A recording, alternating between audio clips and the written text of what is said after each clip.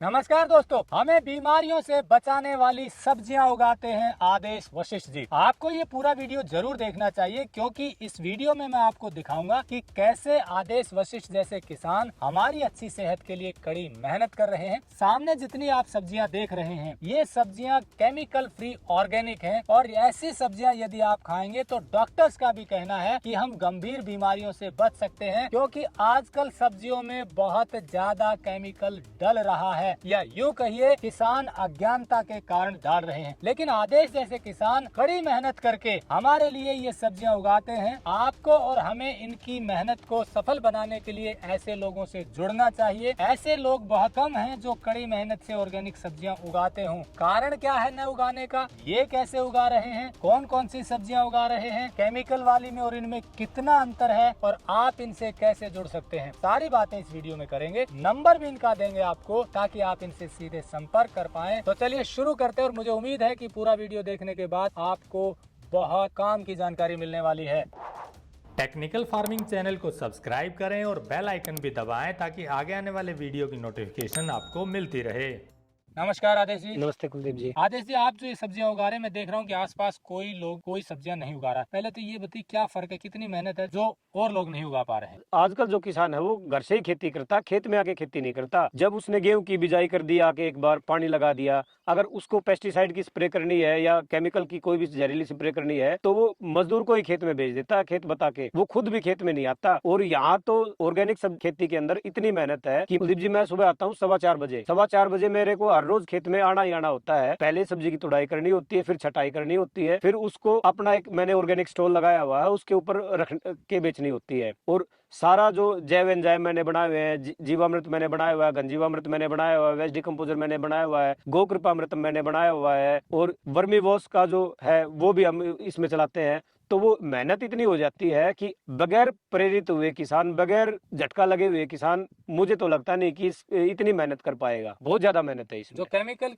की सब्जियां उगाते हैं रासायनिक तरीके से, वो क्या करते हैं? उन्होंने 500 रुपए की दवाई लेनी होती है और वो एक स्प्रे में उनका सारा काम हो जाता है। ना तो खरपतवार होती, ना कोई कीट लगता, ना कोई रोग आता, ना कोई पत्ता छेदक, ना कोई जड़ के जो रोग है वो होते। ये जो जैविक खेती है ये इतना धैर्य का काम है कि इसमें आपको हर रोज ये देखना पड़ेगा कि कीट का प्रभाव शुरू हो गया या खरपतवार शुरू हो गई या पानी की कमी है, किस चीज की कमी है, कौन से पोषक तत्वों की कमी है, वो आपको हर रोज आके देखना पड़ेगा। तो ये जो केमिकल की उगाते हैं, ये कितना रासायनिक खाद और कितने पेस्टिसाइड डालते हैं जिससे उनकी फसल अच्छी हो जाती है? कुलदीप जी, मैंने इसमें पहले आलू लगाया था। जब मैंने आलू लगाया तो जो किसान मेरे आलू की बुआई करने आया, वो उन्होंने अपने भी खेत में आलू की बुआई की।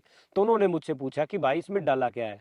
मैंने उनको बताया कि मैंने इसमें 3 ट्रॉली वर्मी कंपोस्ट डाल दिया, 1 क्विंटल ऑर्गेनिक पीली सरसों की खल डाल दी। तो उन्होंने कहा इससे क्या होगा। मैंने कहा जी आपने क्या डाला। उन्होंने कहा कि 5 बैग डीएपी के, पोटास के 3, जिंक के 2, सल्फर का 1, और फसल जब चलनी शुरू हो जाएगी तो यूरिया की हर 15 से 20 दिन के बाद 1 कट्टा 1.5 कट्टा यूरिया की का हम खेत में डालेंगे। तो इतना बहुत भारी मात्रा में केमिकल खेत के अंदर डाल देते हैं, तब वो फसल पैदा करते हैं। पेस्टिसाइड भी डालते हैं? पेस्टिसाइड भी डालते हैं, स्प्रे भी करते हैं, बीमारियों की भी स्प्रे करते हैं, खरपतवार की भी स्प्रे करते हैं। वो इतना केमिकल डाल देते हैं कि आम आदमी को अगर हम एवरेज लगाएं जो उत्पाद हुआ और जो उसमें क्विंटल के हिसाब से हमने पेस्टिसाइड केमिकल डाले हैं, तो इतनी खतरनाक रेशो निकल के आती है। अगर मैं भिंडी की बात करूं तो इसमें जो केमिकल की खेती करता है वो किसान हर 5वें दिन स्प्रे करता है, और मैंने इसमें कोई भी केमिकल की स्प्रे नहीं की हुई। इसमें हमने वर्मी वॉश चलाया, जो चीजें मैंने आपको बताई है वही चीजें हमने डाली हैं। इतना पेस्टिसाइड केमिकल की खेती करने वाला किसान डाल देता है कि वो जहर की मात्रा सीधे फसलों के माध्यम से आपकी थाली के अंदर पहुंच जाती है। और इतना पेस्टिसाइड डाल देता है कि उस पेस्टिसाइड की वजह से जो बीमारियां हमारे बुजुर्ग व्यक्तियों को नहीं हुई, वो बीमारियां हमारे नवजात शिशुओं के अंदर जन्म से ही पैदा हो रही हैं। 2-3 साल के बच्चों में वो बीमारियां पैदा हो रही हैं, जो बहुत ही खतरनाक बीमारियां हैं। दोस्तों, आदेश जी जो बता रहे, मैं आपको ब्रीफ में और थोड़ा सा क्लियरली समझा दूं कि इनके उगाने के तरीके में और रासायनिक तरीके से जो सब्जियां उगती हैं उसमें क्या अंतर है, और ये लोग इतने कम क्यों हैं जो ऑर्गेनिक उगाते हैं। बहुत कम है जो ऑर्गेनिक सब्जियां उगाते हैं। आपको बता दूं, अनाज, दालें या दूसरी चीजें तो ऑर्गेनिक फिर भी मिल जाती हैं। सब्जियां ऑर्गेनिक उगाने वाले किसान मुझे ही बहुत कम मिलते हैं। मैं ढूंढता रहता हूं ऐसे किसानों को जो ऑर्गेनिक या केमिकल फ्री सब्जियां उगाएं, क्योंकि सब्जी हमारे भोजन का मुख्य अंग है। रोज हम सब्जी बनाते हैं, खाते हैं। ऐसे में यदि केमिकल फ्री सब्जियां मिल जाएं तो कई बीमारियों से बच सकते हैं। अब मैं आपको बता दूं कि क्या कारण है कि ऐसे लोग कम हैं और क्या कारण है कि रासायनिक सब्जियों में केमिकल बहुत ज्यादा बढ़ता जा रहा है। केमिकली जो सब्जियां उगाते हैं, जो रासायनिक खाद से उगाते हैं, एक तो कारण ये होता है कि एक ही जमीन में आप बार बार सब्जी अगर उगाते हैं, कई साल लगातार फसल लेते हैं, तो उसमें जो कीड़े हैं, जो पेस्ट हैं, उनकी रेजिस्टेंस पावर बढ़ जाती है।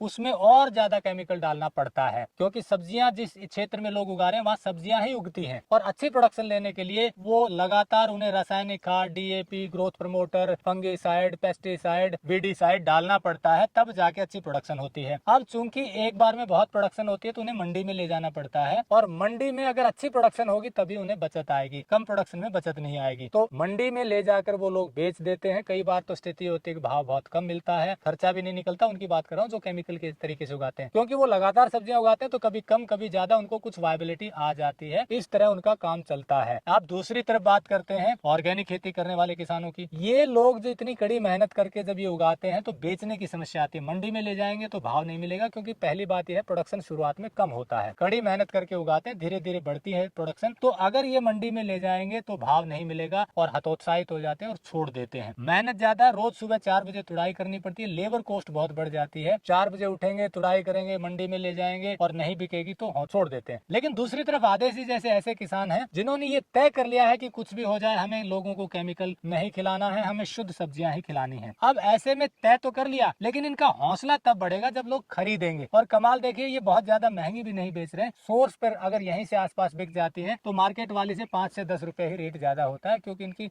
मेहनत और लेबर कॉस्ट ज्यादा है। ऐसे में अगर हमें डबल भी खरीदनी पड़ी, मान लीजिए घी आपको 20 रुपए या 10 रुपए मार्केट में मिल रही है केमिकल वाली, अगर ये आपको 30 रुपए भी मिलती है ऑर्गेनिक वाली, या 40 भी मिल जाए, तो भी ये घाटे का सौदा नहीं है। इसका खाने का गजब का टेस्ट तो है ही, सेहत में भी गजब फायदा होगा। ये जो भिंडी है, अगर बिना पेस्टिसाइड वाली भिंडी आपको मिल जाए तो समझिए रामबाण चीज मिल गई है।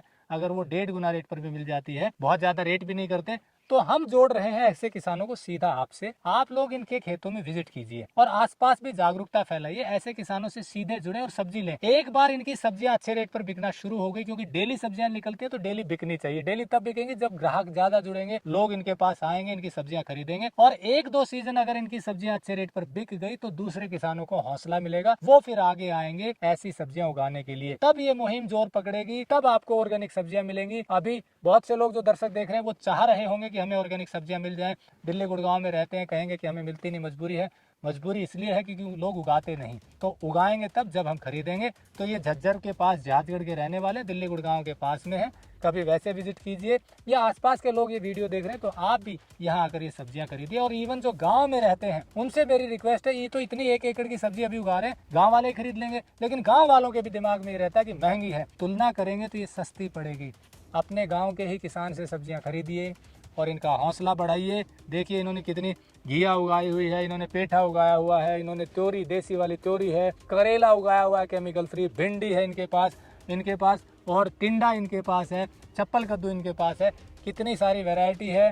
केवल आपकी और हमारी अच्छी सेहत के लिए मेहनत कर रहे हैं। दूसरी और चीज़ बता दो, इन्होंने अपना काम छोड़ा, धंधा छोड़ा है ऑर्गेनिक खेती करने के लिए। अभी फिलहाल 1 एकड़ में इन्होंने लगाया हुआ है, बिकना शुरू होंगी तो और बढ़ाएंगे। इनका भी काम अच्छा चलेगा, हमें भी शुद्ध चीज़ें मिलेंगी।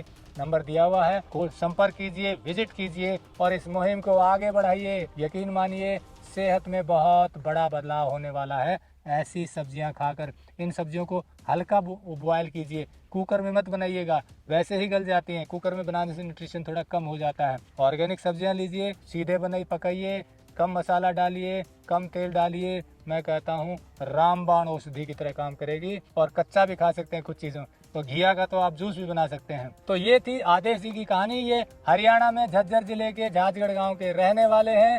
इनसे मिलिए और इस मुहिम को आगे बढ़ाइए। जुड़े रहे टेक्निकल फार्मिंग से। नमस्कार, जय हिंद।